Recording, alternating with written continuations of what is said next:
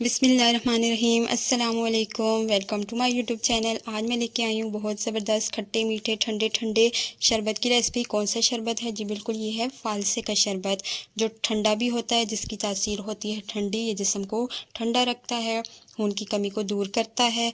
हमारे जिस्म को जब इसकी तासीर ठंडी होती है तो हमारे जिस्म को भी ये गर्म गर्म और गर्मी से बचाता है।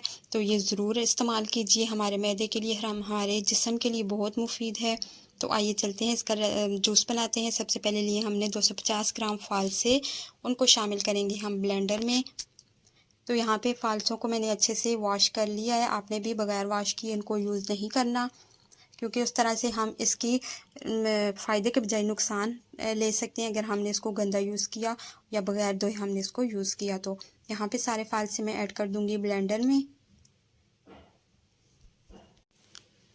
तो फालसी ऐड करने के बाद इसमें जाएगी हाफ़ कप शुगर। शुगर आप अपने हिसाब से कम ज़्यादा कर सकते हैं। मैंने यहाँ पे, क्योंकि ये खट्टे होते हैं, तो मैंने हाफ़ कप ली है शुगर, यानी कि चीनी। मिंट लीव्स, पुदीने के पत्ते 3 से 4 अदद ताज़ा जो है हमारे घर में लगे, वो हमने यूज़ कर लिए।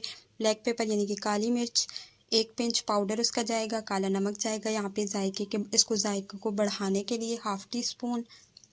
उसके बाद हम यूज़ करेंगे पानी। मेरे पास जो फालसे थे वो 1 पाव थे, यानी कि 250 ग्राम थे। यहाँ पे मैं शामिल कर रही हूँ 2 गिलास पानी। अगर बाद में हमें कम लगेगा तो हम और भी ऐड कर सकते हैं, लेकिन अभी हम यूज़ करेंगे सिर्फ 2 गिलास पानी।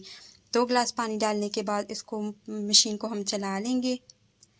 फालसी का जो शरबत है वो 2 तरीक़ों से बनाया जाता है। इसको पका के तो हम सेव भी कर सकते हैं, और बाद में आप जब भी यूज़ करना चाहें आप इसको यूज़ कर सकते हैं। अगर आपको मेरी ये रेसिपी अच्छी लगी तो आप मुझे ज़रूर बताइएगा। आपको मैं वो तरीका भी बताऊँगी कि आप इसको किस तरह से सेव करके बाद में भी यूज़ कर सकते हैं।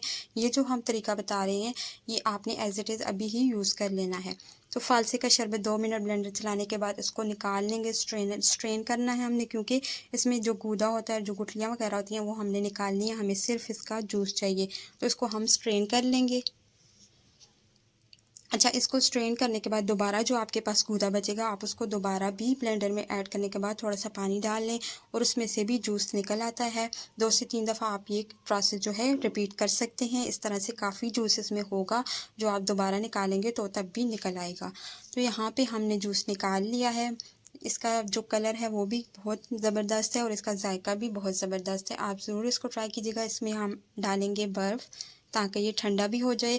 तासीर तो इसकी ठंडी होती है, लेकिन इसको हमने ठंडा कर लेना है बर्फ़ डाल के। उसके बाद हम इसको चिल जो है सर्व करेंगे। मैं उम्मीद करती हूँ आपको मेरी आज की रेसिपी पसंद आई होगी। वीडियो पसंद आई हो तो लाइक और शेयर कर दीजिएगा, और अगर चैनल पे न्यू है तो मेरे चैनल को भी सब्सक्राइब कर दीजिएगा। Thanks for watching.